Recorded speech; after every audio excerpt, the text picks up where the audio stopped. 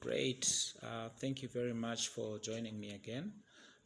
As I indicated, this platform will be very useful for those that are in credit. It will be useful for those that are practicing debt collection, accountants, those that are running businesses as well. So today I just want to take advantage of a few minutes that I have to quickly share some tips with you. Obviously, with this COVID, with this pandemic, um, we need to find ways that we can become effective and still manage to bring cash into the business. So one of the things that I know that we're using extensively now is a telephone. For one reason, obviously, it's got immediate connection or immediate contact to the person that you want to talk to. But that's not what I want to talk about today, okay? Basically, I want to talk about emails. Emails. All right. So I want to share with you tips in terms of what you can do to ensure that the emails that you send out is received, not just received, but that it's opened and that it is responded to.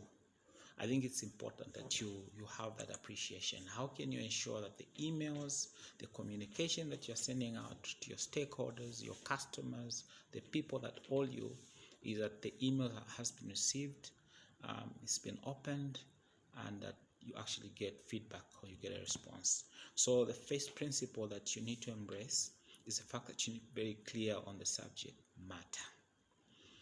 I find it irritating to receive emails from a supplier, since I've had the opportunity to work in payables as well, who sends me an email and sorry, there's no clarity in terms of the reason why they are sending me the email. There's no subject matter, or the subject matter is not very clear. Maybe they're saying hi or hello and stuff like that. So you need to be very clear, what is the subject matter? So indicate the subject matter. That's what will help you to get the right attention. Remember, the persons that are receiving your emails have traffic. There's pressure, there's all this crowd that is pressing on them. So for you to stand out and to trigger some attention, then you need to be very clever in terms of how you craft your subject matter. I remember vividly at some point as a person who used to collect, and when I want to get attention from especially the managing directors and the CFOs and finance directors, if I've sent 1, 2, 3 demand letters and I'm not getting feedback, I would send an email and I would title it "Notice Before Legal Action." I can tell you, with such a title, I would get a phone call within 5 minutes. So it's important for you to capture the correct subject matter for you to get the necessary attention. Great. I hope we've got that point clear. The second principle that I want to share with you is, yes, with COVID, we are restricting the face-to-face sessions or contact that we have, and because of that, because of this reduction in face-to-face contact, it's diluting our relationship with some of these customers and stakeholders. Therefore, be careful that you don't send your emails that are too formal. Give it a personal touch. So do not start sending emails by saying "Dear Sir," "Dear Madam," care to know the names of the people that you're dealing with, so that as you're sending out that communication or email, you state their name. There's nothing better than to have an email addressed to you by your name. No misspelling, correct name. I think when you do that, that would definitely also help you. So "Dear Sir," "Dear Madam," sorry, too formal, too rigid, too structured, chances of getting a response might be remote. But if you address me by my name, I know that you definitely are projecting that you have a personal relationship with me. It becomes very easy for me to respond to you. The other issue, and it's very important, is that with this era that we have, where there's so much data, there's so much communication, there's so much material that people need to read through, get to the point in your email. Do not waffle, do not waste time, do not story tell. Get to the point. So it's important that you are very clear what is it that you want to communicate. Do not make life difficult for the person that is dealing with your emails in understanding why you have actually written an email to them. So be very precise, be very clear.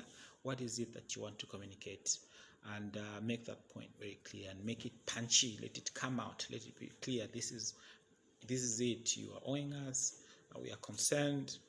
It has taken, about 3-4 months since we last received a payment, and we are, concerned. We wanted to know how we can help each other.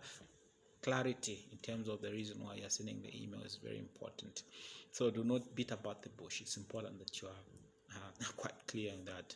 And then the other issue is, sometimes show the benefit of your engagement with them. You need to outline some positive vibe to the engagement. The reason why I'm telling you this is because sometimes you find you receive these letters and communication where the person that is writing to you is ranting. They are upset. They are demanding, like the world is ending. Sometimes such letters or emails do not receive the favorable response. So be a bit positive, be a bit